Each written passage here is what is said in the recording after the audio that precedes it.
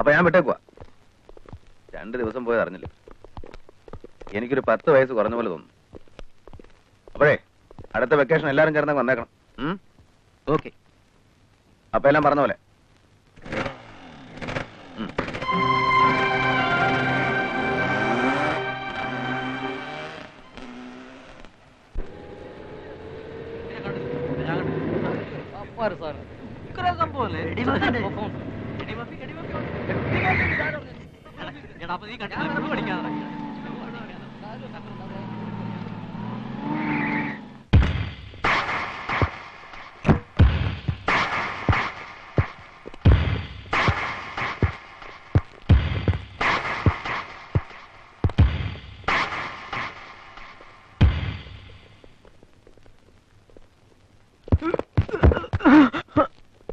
നിന്റെ ചേട്ടനൊരുത്തിന് ഇവിടെ വന്ന് വിലസിയെന്ന് കേട്ടല്ലോ.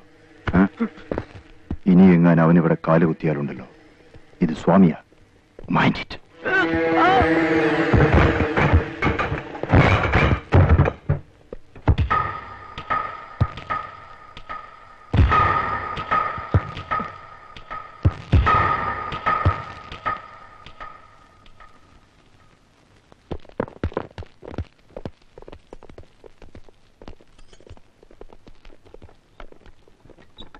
ഏയ്, എന്റെ കീ കാണുന്നില്ല. ബോബി, ദാ എന്റെ റൂം തുറന്നു നടക്കുന്നു.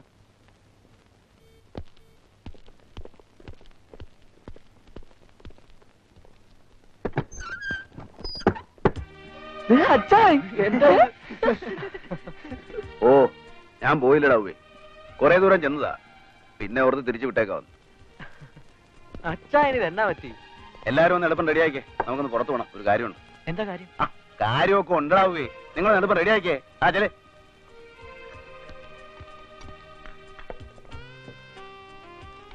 ഞാൻ പറയുമ്പോ കളിയായിട്ട് എടുക്കരുത്.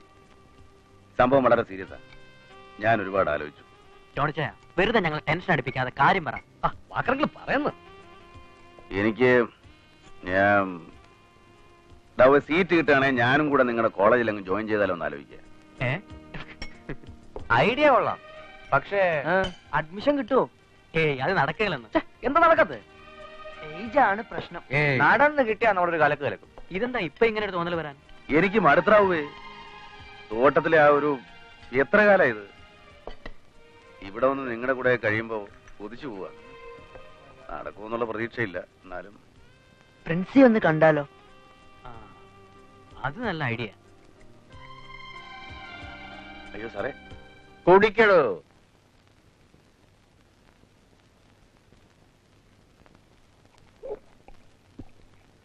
നടക്കും, ഇല്ലെങ്കിൽ നടത്തും. മനസ്സിലായില്ലേ? ഞാനാ പറയുന്നത്. ഇവിടുത്തെ വിദ്യാഭ്യാസ മന്ത്രി ഉണ്ടല്ലോ, അയാൾ എന്റെ സ്റ്റുഡന്റാ. വേണ്ടി വന്നാൽ ഞാൻ അവിടെ വരെ പോകും. പിന്നല്ലേ ഈ കോളേജ് മാനേജ്മെന്റ്. ജോണി, താൻ ധൈര്യമായിട്ടിരിക്കുക. ഏറ്റവും അടുത്ത് തന്നെ താൻ കോളേജിൽ ജോയിൻ ചെയ്യുന്നു. പോരെ? Foolishness, utter foolishness. Principal sir പറഞ്ഞ ഉദ്ദേശത്തെ കുറിച്ച് എനിക്ക് ഇത്രേ പറയാനുള്ളൂ. Mind your tongue mister Panicker. എന്താ ഫൂളിഷ്നസ്? അടിസ്ഥാന യോഗ്യതയുള്ള ഒരാൾക്ക് വേക്കൻറ്റ് സീറ്റിൽ അഡ്മിഷൻ കൊടുക്കുന്നോ? അല്ല സാർ, അഡ്മിഷൻ കൊടുക്കുന്നതിന്റെ അല്ല, അയാളുടെ പ്രായം. എന്താ പ്രായത്തിന്? Is only 36. ഈ പ്രായത്തിൽ അയാൾ തുടർന്ന് പഠിക്കാൻ മുന്നോട്ട് വരികയല്ലേ? അപ്പൊ ആ സ്പിരിറ്റിനെ നമ്മൾ അപ്രീഷിയേറ്റ് ചെയ്ത് അയാൾക്ക് വേണ്ട പ്രോത്സാഹനം നൽകുകയല്ലേ വേണ്ടത്? എല്ലാം ശരി, പക്ഷെ ഈ പറയുന്ന ജോണി വർഗീസ് കുഴപ്പക്കാരനാണ്. കഴിഞ്ഞ ദിവസം അയാൾ ഈ ക്യാമ്പസിൽ ഉണ്ടാക്കിയ കുഴപ്പങ്ങൾ സാറിന് ഓർമ്മയുണ്ടല്ലോ. നിർത്തണം മിസ്റ്റർ. ഈ കോളേജിൽ വലിയൊരു വിഭാഗം കുട്ടികൾ ഡ്രഗ് അഡിക്ട്സ് ആണെന്ന് മിസ്റ്റർ പണിക്കർക്ക് അറിയാമല്ലോ. അതിന് കാരണക്കാരനായ ഒരുത്തന്റെ പേരിൽ ഇതേ ബോർഡിന്റെ കീഴിൽ മരിച്ചുപോയ നമ്മുടെ സഹപ്രവർത്തകൻ ഒരു കംപ്ലൈന്റ് തന്നിരുന്നതാ. എന്നിട്ട് എന്തായി അറിയാമല്ലോ? ഇന്നും മയക്കുമരുന്ന് കച്ചവടവുമായി അവൻ ഈ കോളേജിലുണ്ട്. അവനെ നിങ്ങൾക്ക് ഇവിടെ പൊറപ്പിക്കാമെങ്കിൽ ജോണി വർഗീസിന് അഡ്മിഷൻ കൊടുക്കുന്നതിൽ ഒരു തെറ്റുമില്ല. യൂണിവേഴ്സിറ്റി തീരുമാനമൊക്കെ പുറകെ വരും. പക്ഷെ അടുത്ത വർക്കിംഗ് ഡേ മുതൽ Johnny Varghese first DC economics ക്ലാസ്സിൽ ജോയിൻ ചെയ്തിരിക്കും. അതെന്റെ തീരുമാനമാണ്. 31, 32, 33, 34. 41. സാറേ, ഞാൻ തന്നെയാണ് 34. So what? വാതിൽ വെളിയിൽ നിന്ന് കൂവയാണ് വേണ്ടത്. Get in. Silence! Silence! Stop it! Come on. Once again, I am starting from the basic economic systems. The economic system can be defined as the sum total of arrangements എന്താണ് ഇത്? Tape റെക്കോർഡറാണ് sir. സാറിന്റെ lecture. തനിക്ക് എന്താ എഴുതിയെടുക്കാൻ പറ്റില്ലേ? ഓ, ഞാൻ അങ്ങനെ എഴുതാറൊന്നുമില്ല സാറേ. ടൈപ്പ് റൈറ്ററാ പതിവ്. അതിപ്പോ ക്ലാസ്സിൽ കൊണ്ടുവന്ന ശബ്ദത്തിന്റെ ഒരു ഡിസ്റ്റർബൻസ് ഉണ്ടാവുമല്ലോ എന്ന് ഓർത്തിട്ടാ.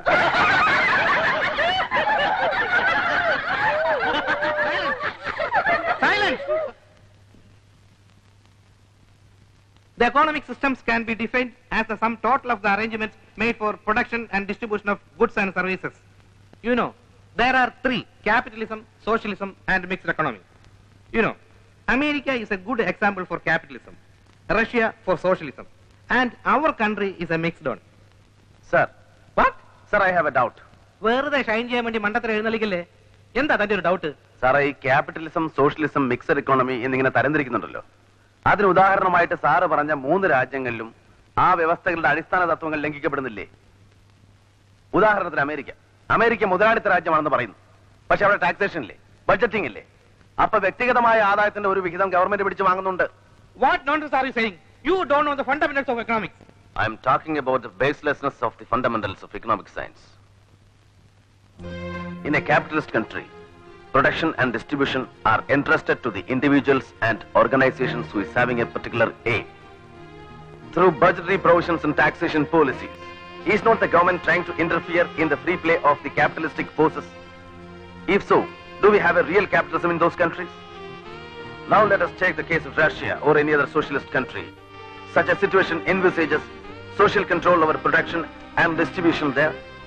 Don't the workers get bonus there? Has it not created 2 classes of laborers? Don't some of them enjoy luxuries like cars and houses? If so, what is meant by the term collective ownership? A mixed economy is expected to ensure the combination of the points of both. But what about post and telegraph, information and broadcasting and railways, which are completely under state control? In that case, this classification is meaningless. Thank you, thank you.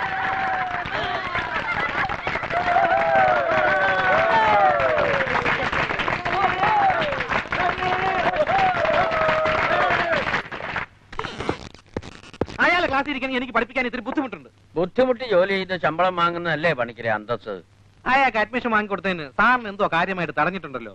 പോകൃത്തരം പറയുന്നു. കേൾക്കണോ പുറത്ത്? Sir, I say get out.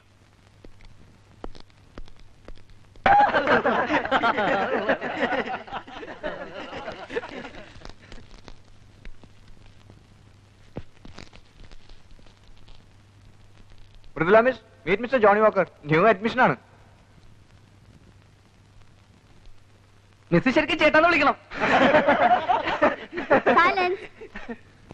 In the last class, I told you about one Alfred Noyes, whose works are not mentioned in the major poetries.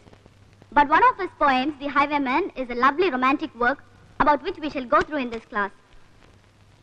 The wind was a torrent of darkness among the gusty trees.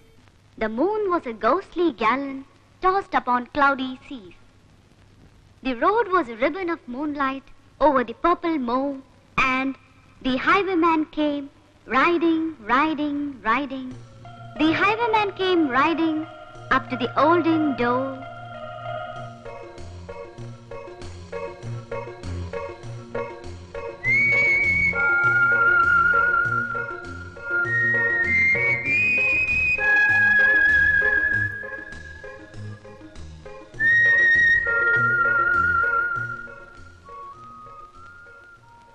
I'll come to thee by moonlight, thou hell should bar the way.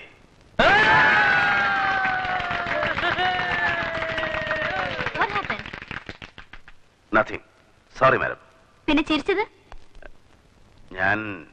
ഞാനത് മനസ്സിൽ കാണുകയായിരുന്നു ടീച്ചറെ. നിലാവിന്റെ ribbon പോലെയുള്ള നാട്ടുവഴിയിലൂടെ കുതിരപ്പുറത്ത് വരുന്ന ആ കൊള്ളക്കാരൻ. നിങ്ങളത് തമാശ കാണിക്കാണോ? പഠിക്കാനല്ലേ join ചെയ്തത്? ആർക്കും ഇതൊരു തമാശയായിട്ടേ തോന്നൂ, എനിക്കൊഴിച്ച്. പക്ഷെ ഞാൻ സീരിയസ് ആണ്. I am really serious. Mridula, അവൻ ക്ലാസ് കുഴപ്പമുണ്ടാക്കിയല്ലേ? ഇല്ല. എന്നാ ഉണ്ടാക്കും. അവൻ ആള് ശരിയല്ല. വയസ്സുകാലത്ത് പഠിക്കാനെന്ന് പറഞ്ഞ് ഇറങ്ങി തിരിച്ചിരിക്കുക. അവൻ എന്തെങ്കിലും പ്രോബ്ലംസ് ക്രിയേറ്റ് ചെയ്താൽ മൃദുല എന്നോട് പറഞ്ഞാൽ മതി, ഞാൻ മാനേജ്മെന്റ് പ്രസന്റ് ചെയ്തോളാം. പ്രോബ്ലം എന്തെങ്കിലും ഉണ്ടാക്കിയല്ലേ? പ്രിൻസിപ്പാൾ പറഞ്ഞ് കേട്ടല്ലോ, സെന്റ് ഫിലോമിനാസിനെ പുറത്താക്കിയതാന്ന്. ഇവിടത്തെ കുട്ടികളോടൊന്നും വിളമ്പാൻ നിൽക്കണ്ട. ദോഷം നിനക്കല്ല, പ്രിൻസിപ്പാളിനാ. ഇയാളുടെ തടക്കം ഇപ്പൊ തന്നെ പലരുടേതായി കാല് പിടിക്കുന്നു. പിന്നെ ഒരു കാര്യം, ഇവിടെ നിനക്ക് ശരിയാവില്ല എന്നുണ്ടെങ്കിൽ തിരിച്ചങ്ങ് പൊയ്ക്കോളണം നിന്റെ അച്ഛന്റെ അമ്മയുടെ അടുത്തേക്ക്. അല്ലാതെ എന്നെ ഇനിയിട്ട് ബുദ്ധിമുട്ടിക്കരുത്. ഹോസ്റ്റലിൽ കാര്യം പറഞ്ഞിട്ടുണ്ട്. നേരെ എന്ന് എന്റെ മേട്ടനെ കണ്ടാൽ മതി. ഞാൻ ഇറങ്ങാം. ആ, ഇന്ന് രാത്രി ഞാൻ സൗദിക്ക് വിളിക്കും. നിന്റെ അച്ഛന്റെ അമ്മയുടെ അടുത്ത് വല്ലതും പറയാനുണ്ടോ? അല്ലെങ്കിൽ അവർക്ക് രണ്ടുപേർക്കും ആണല്ലോ ആദി. സ്നേഹം വേണോന്ന് ഞാൻ പറയുന്നില്ല. അല്പം നന്ദിയെങ്കിലും കാണിക്കാം അവരോട്.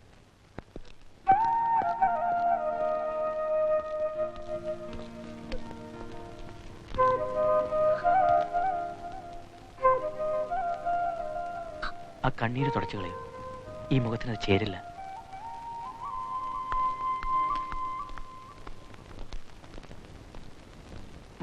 നമ്മൾ എങ്ങോട്ടാ ചായ? ഒന്ന് അടങ്ങടാവ്, എത്തുമ്പോ അറിയാലോ.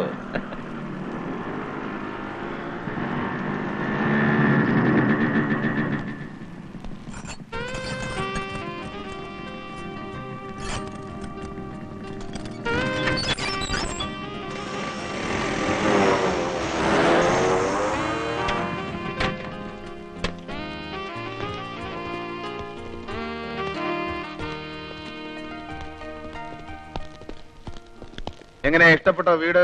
ഇഷ്ടപ്പെട്ടാൽ നമ്മൾ ഇന്ന് മുതൽ ഇങ്ങോട്ട് താമസം മാറ്റുന്നു. ആ കാലിത്തൊഴുത്ത് പോലുള്ള ഹോസ്റ്റൽ മുറിയിൽ എങ്ങനെയാടാ കഴിയുന്നേ എന്ന് പറഞ്ഞാൽ അതിനൊക്കെ ഒരു ലൈഫ് സ്റ്റൈൽ വേണ്ടേ? ഒരു ജോണി വാക്കർ സ്റ്റൈൽ. എന്റെ അമ്മച്ചിയോ, നമ്മൾ ഇങ്ങോട്ട് താമസം മാറണമെന്നോ? ആ,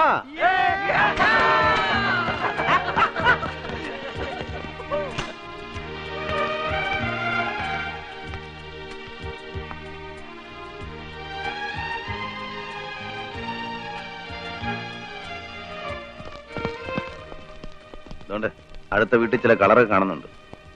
സൂക്ഷിച്ചും കണ്ടുമൊക്കെ വേണം കേട്ടോ, ചളവാക്കരുത്. ചായ അത് ടീച്ചറാ, മൃദുല ടീച്ചർ. വരൂ. ആരാ? ഞാൻ പറഞ്ഞില്ല അമ്മയുടെ അടുത്ത് എന്നെക്കാൾ പ്രായമുള്ള ഒരു സ്റ്റുഡന്റ് വന്നിട്ടുണ്ട് എന്റെ ക്ലാസ്സിലെന്ന്. ഇതാണ്. അതിപ്പോ നീ പറഞ്ഞ പോലെ ഒരു പ്രായമൊന്നും. ഞാനും പിള്ളേരും അപ്പുറത്തെ വീട്ടിൽ താമസം തുടങ്ങി. ടീച്ചറാ ഇവിടെ താമസിക്കുന്നത് ഇപ്പഴാ അറിഞ്ഞ. അപ്പൊ വന്നൊന്ന് പറഞ്ഞിട്ട് പോകാൻ തരും. നന്നായി. ഇവിടെ ഇവളും ഞാനും ഒരു പണിക്കാരിക്കുട്ടി മാത്രമേ ഉള്ളൂ. ഒന്ന് നിലവിളിച്ചാ കേൾക്കാൻ അടുത്ത ആളായല്ലോ. പുറത്തുനിന്ന് കാണുമ്പോഴുള്ള ത്രില്ല് കോളേജിൽ ജോയിൻ ചെയ്തപ്പോ ഉണ്ടോ? പിന്നെ ഇല്ലാതെ. നല്ല കോളേജാ. ഇവള് ഓരോ കഥകൾ പറഞ്ഞ് കേട്ടിട്ടുണ്ട്. ഇതുപോലെ പോക്കിരി പിള്ളേര് പഠിക്കാനല്ല കുട്ടികളൊന്നും വരുന്നത്. നമസ്കാരം. നമസ്കാരം. താനെന്താ ഇവിടെ? ജോണി അപ്പുറത്തെ വീട്ടിൽ താമസം തുടങ്ങി. ഞാൻ ട്രൈ ചെയ്തപ്പോ ആ വീട് വാടകയ്ക്ക് കൊടുക്കുന്നില്ലെന്നാണല്ലോ പറഞ്ഞത്. വാടകയ്ക്കല്ല, ഞാനത് വിലക്ക് വാങ്ങിച്ചു. ഞാനങ്ങ് ചെല്ലട്ടെ, പിള്ളേര് ബഹളം. ഇത് അന്തസ്സുള്ള ഒരു താമസിക്കുന്ന ഏരിയ. ഒച്ചയും ബഹളം ഒന്നും ഉണ്ടാക്കാതെ കഴിയാൻ പറയണം. തൊട്ടടുത്ത വീട്ടിൽ എസ് ഐ പുട്ടണേ.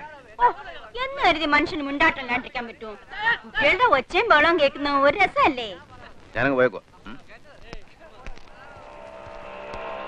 അതെ, തന്റെ ഷൈനിങ് ഇത്തിരി കൂടുന്നുണ്ട്. തന്റെ വേഷം കെട്ടലൊക്കെ കൈ വെച്ചാൽ മതി. ഞാൻ എന്തുദ്ദേശിച്ചാ പറഞ്ഞെന്ന് മനസ്സിലായല്ലോ. പണിക്കരേ, ക്യാമ്പസിനകത്ത് ഞാൻ ഡീസന്റാ എന്ന് വെച്ച് പുറത്തങ്ങനെയല്ല. തറയെന്ന് വെച്ചാ പൂലോക തറയാ. ഈ ഉപ്പുമാങ്ങാ പറഞ്ഞ പോലത്തെ മോന്നുണ്ടല്ലോ, നിലത്ത് പിടിച്ച് ഉറച്ചു കളയും. അപ്പൊ എല്ലാം പറഞ്ഞ പോലെ. എന്നാ ശരി, പറഞ്ഞ പോലെ.